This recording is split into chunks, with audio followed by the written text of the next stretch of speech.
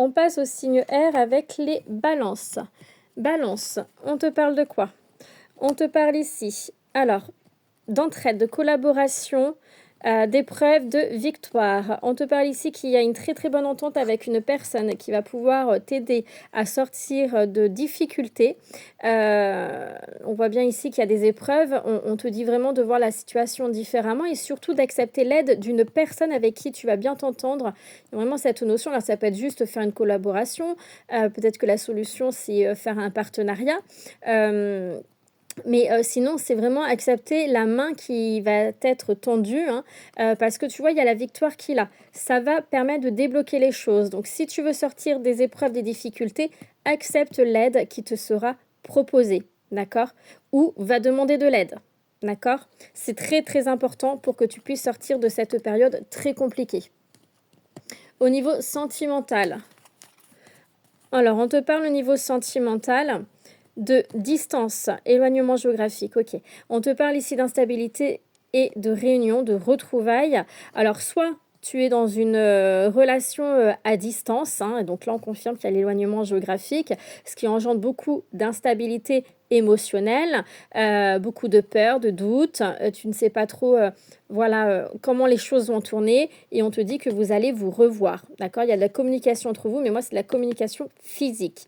Et pour moi, tu vas même réfléchir à comment mettre les choses en place pour te rapprocher de cette personne-là. Si tu es en couple, ça peut être juste un éloignement, c'est-à-dire que là, vous êtes en froid, d'accord? Il y a cette froideur qu'il a, hein, beaucoup de froideur et vous allez vous revoir pour pouvoir communiquer sur ce qui enfin vous revoir. Vous allez passer un temps ensemble, un temps où vous allez pouvoir communiquer, échanger sur tout ce qui ne va pas et surtout exprimer les choses. On t'invite à exprimer les choses, à dire ce que tu as sur le cœur, à exprimer tes émotions et tes besoins, c'est important. Il y a cette notion vraiment de se libérer émotionnellement afin de retrouver une stabilité émotionnelle et dans le couple. Tout simplement parce que si tu n'es pas, toi, stable émotionnellement, tu ne pourras pas apporter cette stabilité dans ta vie sentimentale. Voilà pour les balances. Concernant les gémeaux. Les Gémeaux. Alors, on parle ici d'une femme. Ça peut être un homme à polarité féminine, mais c'est également d'apprendre à écouter ses émotions, écouter son intuition, se reconnecter à soi, d'accord? On parle ici d'un projet, un projet qui mûrit et pour lequel il va y avoir des signatures de contrat. Ça peut être une reprise au niveau professionnel, un emploi, des signatures de contrat CDD, CDI, mais ça peut être en lien avec n'importe quel projet, d'accord? J'ai de la signature de contrat. Il y a de la communication, des négociations qui seront faites aussi. Et en tout cas, écoute tes émotions, reste concentré sur toi, d'accord? Vois comment ça vibre à l'intérieur de toi. Au niveau sentimental, on te dit, alors, je pense à toi, tu hantes mes pensées. Il y a une décision à prendre. Donc là, tu penses à une personne pense à toi. Il y a vraiment une connexion avec une personne là. Et d'ailleurs, avec l'hérédité, on me dit bien qu'il y a un lien d'âme. Vous faites partie de la même famille d'âme. Et c'est ce qui te perturbe aussi quelque part. D'accord? Tu ne sais pas trop comment te positionner par rapport à cette personne, hein. Tu as des décisions à prendre. Il y a cette notion que voilà, tu dois avancer.